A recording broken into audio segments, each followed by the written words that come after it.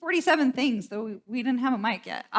Good morning. It's good to be with you guys this morning. We are looking forward to our family meeting after service today, and so we are going to try to keep things simple so that we don't need to sit up and tear down. We can just act like we're in front of the TV on football Sunday, and we have our pizza in front of us, and that'll be fine. Yeah? Fantastic. We are ready for a great conversation and a fantastic time of prayer together. So stick around for that if you can, because we have way too many pizzas coming. So there will be pizzas going home with y'all after. Last week, Scott introduced us to the book of Ruth by introducing us to Naomi. And poor Naomi, man, she had some hard times, didn't she? Like, stuff just fell on her. And it started with a famine in Judah. And she and her husband and her kids left their home to go to Moab where things were more fruitful. Yeah, and they could escape the famine. But by doing so, they left their home, their culture, what they knew. They were foreigners in an unknown land.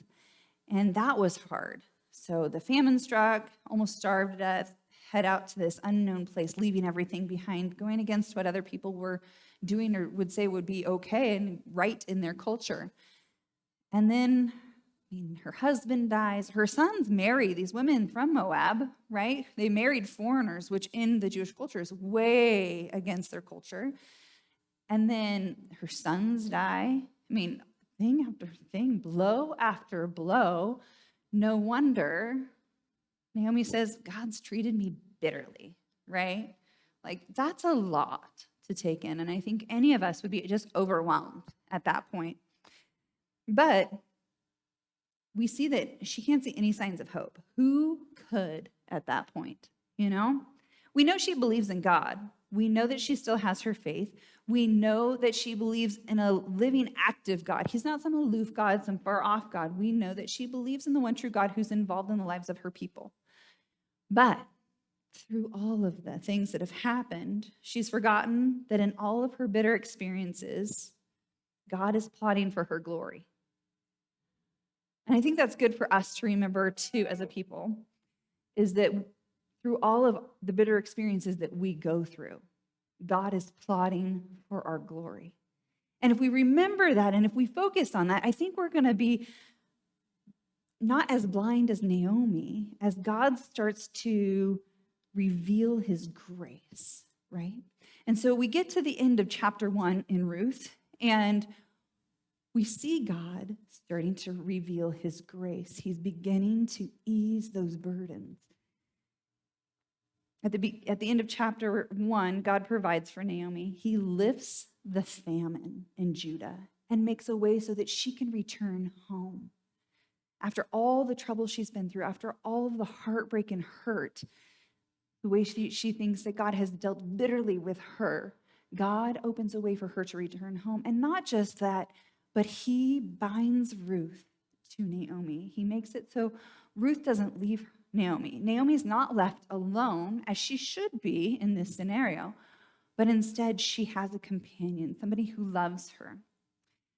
And we don't know this yet in this part of the story, but another way that God is revealing his grace is that he's kept a relative of Naomi's husband, who's eventually going to marry Ruth, to preserve Naomi's bloodline, which is a big thing in Jewish culture. We don't know that yet. We're going to get there. But Naomi doesn't see any of this, right? So she tells her people in Bethlehem to call her bitter. That's my new name. Just call me bitter, because God has brought her back empty and has brought misfortune on her, right? So we're going to be in Ruth chapter 2. You can go ahead and open there.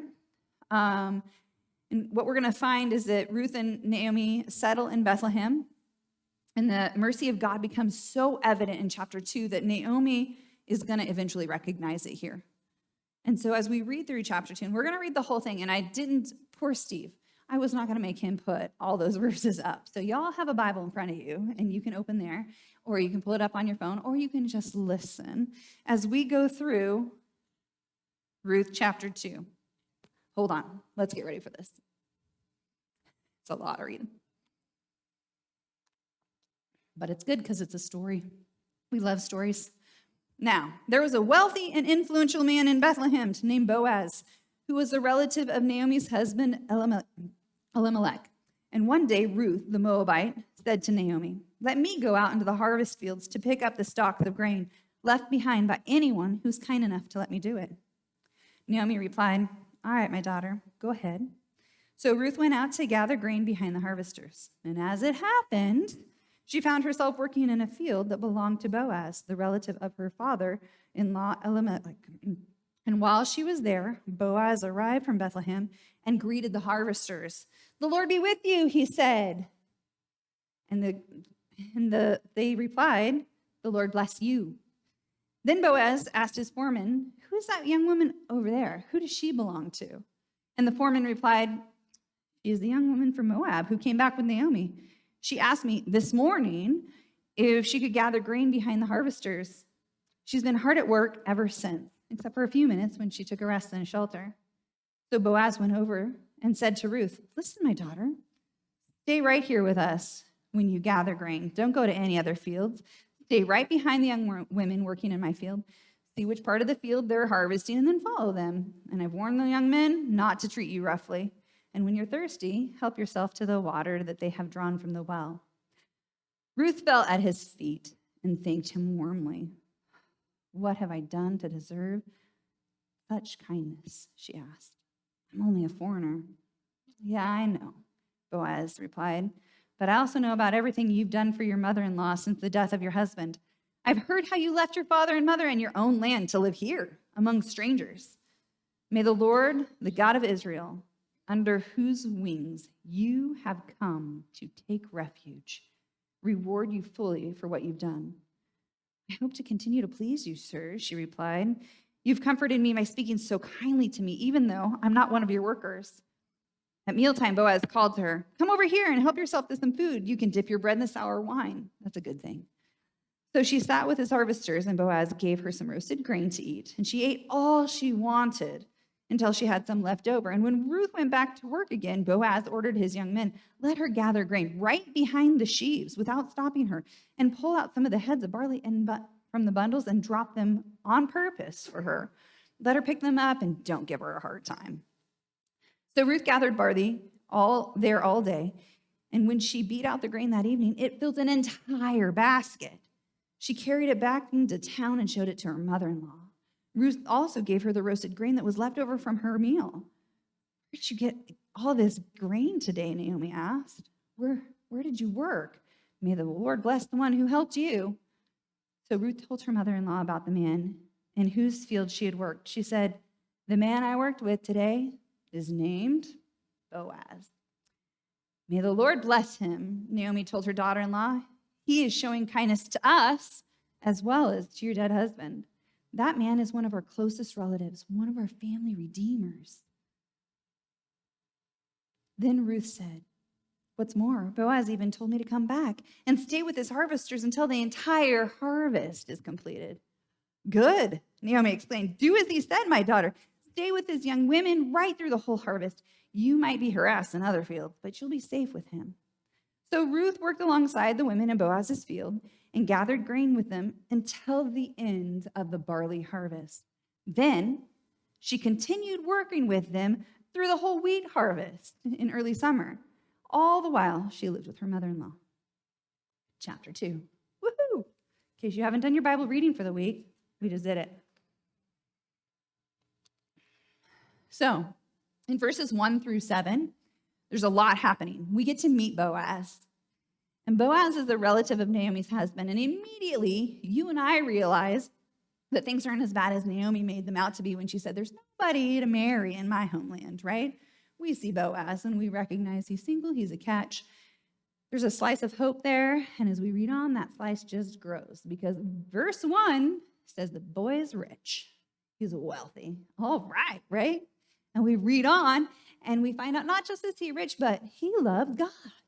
At least he comes into the field and he says, "The Lord bless you," right? And that might be, maybe it's like a thing that you say when somebody sneezes, "God bless you," right? And maybe it's the thing. But when we read on further, we recognize, no, he's got such a relationship with his employees. The Lord bless you. And they say, and the Lord bless you, right? In return. And that's not just a platitude. It's something that comes out of the faith that is woven through Boaz's life. He loves God. Something that's not in this text, but in other texts that we know the lineage of Boaz. And he comes from, he's a descendant by marriage of Aaron, Moses' brother, who's the first high priest in Israel, right? We also know that he's a direct descendant from Rahab. Rahab was a Canaanite heroine who helped the Israelites' spies escape from Jericho. Remember her? Okay, so heroes, priests, royalty in his bloodline, plus he's got wealth and influence, and he loves God. Okay, he's a keeper, right? So when I ever think of Boaz here, this is the image that I get in my head. Maybe it's different for you. This is historically accurate. That's all right. Listen, it's good to have images when you think through a story because it just brings it to life. So Han Solo / Boaz is here in the first seven verses of chapter 2, right? But in chapter 2, we also learn about Ruth's character. It's all in there too. And the crucial lessons from Ruth's character in this. First, we see Ruth caring for her mother-in-law, right? So she's caring. In verse 2, Naomi doesn't tell Ruth to go out and work. Ruth says, let me go out into the harvest fields to pick up the stalks of grain. So Ruth has devoted herself to Naomi and takes the initiative to work and to provide for her. So we see she's caring and she takes the initiative. First thing. Second thing we see here is her humility. She takes the initiative without being arrogant. In verse 7, the servant reports to Boaz how she approached them in the morning. She said, she asked me this morning if she could go gather behind the harvesters. Okay, here's the thing. She doesn't demand handouts, all right? But Ruth is a widow. She's a foreigner, right? She's probably not well off. She's probably poor. The only thing she's not is an orphan. And so gleaning in the Old Testament was when they'd harvest a field, they'd leave the edges, and then whatever dropped for the widow, check Ruth, the foreigner, check Ruth, the poor, check Ruth, and the orphan, she has parents. But she, by Jewish law, was allowed to go glean, to go harvest what was left around the edges of the field and whatever the harvesters dropped. So by law, it was her right to be able to do, right? And she just wants to go and gather the leftovers after the reapers are done. And it reminds me of the foreign woman who came to Jesus and she said to Jesus, Lord, even dogs are allowed to eat the scraps that fall beneath their master's table. And Jesus praised her for her faith. That's all Ruth is looking for. Look, I just want to go and gather some things so my mother and I can eat, right? And she, by law, could do that. But she doesn't just go and do, she asks permission, which is just such a picture of her humility in this. So she knows how to take initiative, and she's not pushy or presumptuous in it. She's humble and meek. So third, the thing that we see is her work ethic. Sister's a hard worker, right? She gets out there in the morning, and we see that the servant reports to Boaz, he continues, she has been hard at work ever since, except for a few minutes rest in the shelter. And then verse 17 goes on to say that she gleaned until evening, and then before she quit, she beat out what she had gleaned, measured it, and took it home to Naomi. She went to the threshing floor, separated the stalks from the grain, and then cleaned it out and took it home. That's a lot of work. So she takes initiative to care for her mother-in-law. She's humble, she's meek, and she works from sunup to sundown. Sister's a catch, right? Initiative, humility, work ethic. These are all things that you and I would admire if we met in someone, right? And we're going to see more of this from Ruth as we go on. Also, packed into verses 1 through 7. Did you catch God moving? Did you see it there? Because it's a little bit hidden. He's setting it up, though, in verse 3. So Ruth went out to gather grain behind the harvesters, and as it happened, she found herself working in a field that happened to belong to Boaz, the relative of her father-in-law. She just happened upon that field. Please. The author doesn't smack us in the face with God's hand in all of this. But you and I know she just didn't happen on anything, right? God's divine hand is at work here.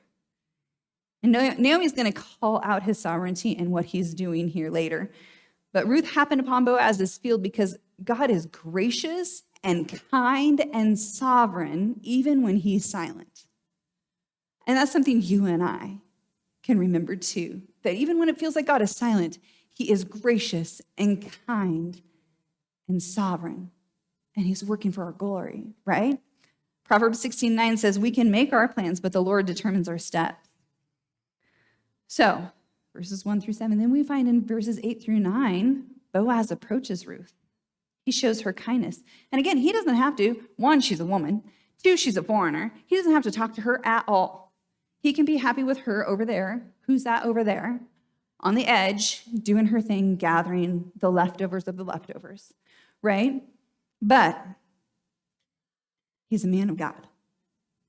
And so when he approaches her and finds out who she is, he provides protection for her in so many ways. 1, stay in my field. Other fields aren't going to treat you as well. You're not safe there. Stay in my field. 2, follow the women. So do your gleaning, right? Go behind the harvesters, but stay right behind this group of women. Stay with them. You're safer in a pack. 3, between the time he talked to his foreman and the time he went over and approached Ruth, at some point, he told the young men, don't you mess with her, right? He's protecting her even on his field. So protection, he's provided that, which for a young single woman in a foreign land who's meant to just be on the outskirts of a field, there's not a safe thing about that. So he protects or provides safety for her. He also provides food for her, right? So he tells her to eat lunch, right? Here, we're going to provide an immediate need for you. 2, we're also going to drop some of the best grain intentionally. Don't mess with her. Don't give her a hard time about it. Just drop it and let her gather the good stuff, right? It's not the leftovers of the leftovers. We're going to put you in a place where you're close, and we're going to drop some of the good stuff for you. He provides for her and for Naomi in this way. So he's going above and beyond. And then he's like, no, you don't have to go all the way to the well to get water. Just drink from the stuff the men have already drawn. So he provides. So his graciousness, his wealth, his influence are already benefiting Ruth, right? So we see this, and he tells her all of this. And the next bit is the most important exchange in this whole chapter. Verses 10-13, Ruth asks a very profound question that if you and I were to ask this, the answer will change how we think. Ruth fell at his feet and thanked him warmly. What have I done to deserve such kindness? She asked. I'm only a foreigner. She knows her place. She's a foreigner. She's not an Israelite. Yeah, by law she can glean. But that's you, off to the side, by yourself, taking the scraps. And she knows it. And she doesn't expect any special treatment. So when she finds favor with Boaz, what have I done to deserve? What have I done to find favor, right? When she finds favor with him, she's in awe. She's astonished. She's a little confused. Today, I think it'd be different, right? Today, we expect kindness, right?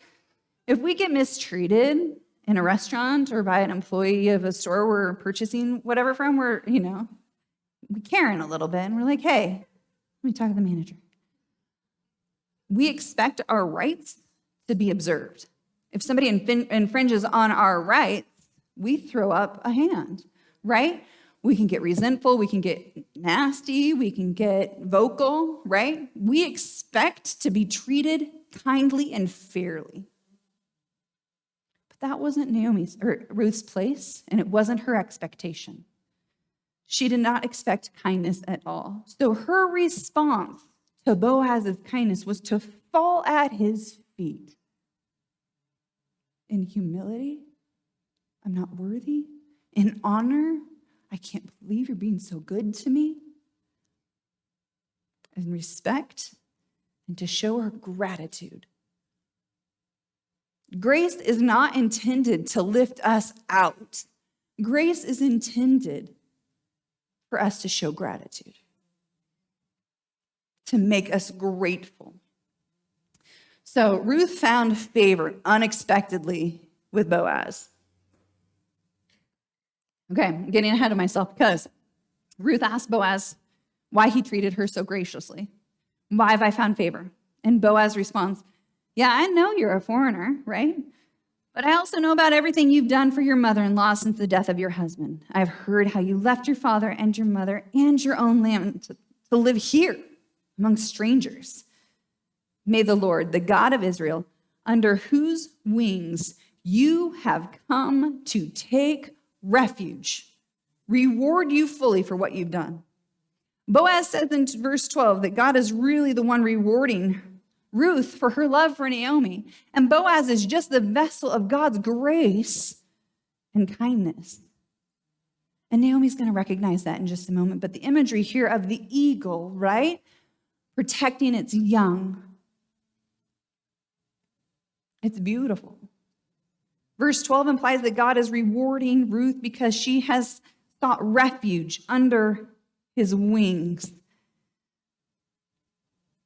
And when we seek refuge under the wings of God, it means we're leaning into our faith. It's a statement of faith. It's a statement of trust. We can't, but you can, right? And so Psalm 57:1 says, have mercy on me, O God, have mercy. I look to you for protection. I will hide beneath the shadow of your wings until the danger passes. When we dive under his wings for protection, when we lean into our faith during hard times, he will show us mercy because of our faith, because of our trust. So God is showing Ruth mercy because she's counted on his protection. She's leaned into her faith and into her trust of him. Now, as we're reading Boaz's response to her, may the Lord, the God of Israel, under whose wings you have come to take refuge, reward you fully. How does he make the jump from, hey, you left your mom and dad and your homeland and you followed Naomi and loved her, to you are seeking refuge under his wings? Like, how does he make that jump? So I was thinking about it, and I thought, you know what? If we put ourselves into Boaz's shoes and we thought through all of the things that we'd heard about Ruth do, maybe we would get there too. If we think about it like this, Ruth left the refuge of her father and her home, where she was known and safe, right? To follow Naomi. And she chose not just to follow Naomi, but she said, my God will be, or your God will be my God. She committed fully. She jumped in, right? Your God will be my God. She knew Ruth's God, or Naomi's God. She'd been around. They'd had a relationship. And she committed and fully dove in. Yeah? And then she moves to Naomi's land. Your people will be my people. And it's not just words. Like, she literally moved, and your people become my people. She put herself into a community, into a faith community, into a culture where everything centered around the one true God, right? So she dives in, and she takes on this faith that was her mother-in-law's and has made it her own. And you can see it the way that she cares for Naomi and loves her sacrificially. I'll give it all up. I'll go and work for you and provide for you. That's a God love, right? Leaving her home and her family and the love that she shows for Naomi. Okay, I can see how Boaz thinks, man, you have chosen to follow the one true God, and you've sought shelter under his wings for protection. You've leaned into him as you've trusted him, as you've increased your faith, right? So good. When we go back to Ruth's question, what have I done to deserve such kindness? Why have I found favor? And the answer is because she's taken refuge under the wings of God. She's increased her faith. She's increased her trust. And this has given her freedom, and this has given her the desire to leave her home and to love Naomi well. She's not had any sort of earned mercy, right? She's not earned mercy from God or from Boaz. In fact, from Boaz, he's not paying her as an employee. Like, he's not giving her compensation for her to gather grain for him, right? In fact, she's actually told him her need, her provision, and she's taking refuge in his generosity. What have I done to deserve such kindness? Why have I found favor? The answer is because she's taken refuge under the wings of God. And this is the message of the gospel. God will have mercy on anyone, Jew or Gentile, foreigner or follower, for those who take refuge under his wings, those who lean into faith, those who trust the one true God will be saved. Jesus in Matthew 23:37 says, "Oh, Jerusalem, Jerusalem, the city that kills the prophets and stones God's messengers. How often have I wanted to gather your children together as a hen and protect her chicks beneath her wings, but you wouldn't let me." All the Pharisees had to do during Jesus' time was take refuge under the wings of Jesus. Stop justifying themselves, stop relying on themselves, stop glorifying themselves. Instead, just have faith. But they didn't. Ruth wasn't their role model, and they knew Ruth and her story. They did not fall on their faces in humility and gratitude, for sure. That's not the Pharisees' way. As we approach our faith, we want to be like Ruth. God is an eagle looking to protect his people who find refuge under his wings. God is looking for us to lean into faith so he can to protect us as we trust him. So let's circle back to Naomi for a minute. The unbeliever, bitter. She was an unbeliever. She believed, but she had gotten bitter because God had not come through for her. So Boaz gives Ruth all she can eat for lunch. She works till sundown. She goes back to Naomi and gives her all the leftovers plus the meal, right? And the grain. And she tells Naomi what happened with Boaz. And then in verse 20, Naomi shares her view on God's sovereignty. She says, "May the Lord bless Boaz, because God is showing his kindness to us as well, to your dead husband." God is blessing the living. Finally, old Miss Bitter is like, oh, I see him. I see his provision. I see the famine stopped. We got to come home during harvest. And my daughter-in-law who loves me is with me, right? God is blessing the living. He is blessing Ruth. He is blessing Naomi. But beyond that, Naomi sees, Boaz, our family redeemer. There's hope here. He is also treating our dead husbands with kindness because our lineage has the possibility of continuing. The line won't stop with us. So she sees the sovereignty here, the sovereignty of God here, his hand at work, that God kept Boaz for Ruth, and that Ruth didn't just happen upon Boaz's field. She sees him working through it all. God is kind, and he's good to those who take refuge under his wings. Like Naomi, we recognize the sovereignty of God in all that we're going through, right? Even through the bitterness that we may experience, God is working for our glory. And like Ruth, let's fall at his feet in humility and gratitude. Worship team, you want to come on up?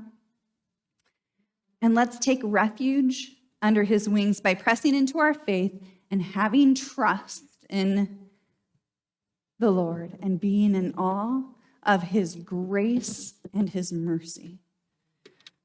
Let's pray. Lord Jesus, you've given us role models in how to be a godly benefactor in Boaz, and how we can turn from being bitter to having our eyes reopened to you and to your working and to your glory, like Naomi. and just how to be faithful in our own faith, in our trust in you, and as your servant, as we love people well. Lord, we love you. Help us to be like the characters we've seen today, Boaz and Naomi and Ruth. And bless us as we move forward in our own journeys. In Jesus' name, amen.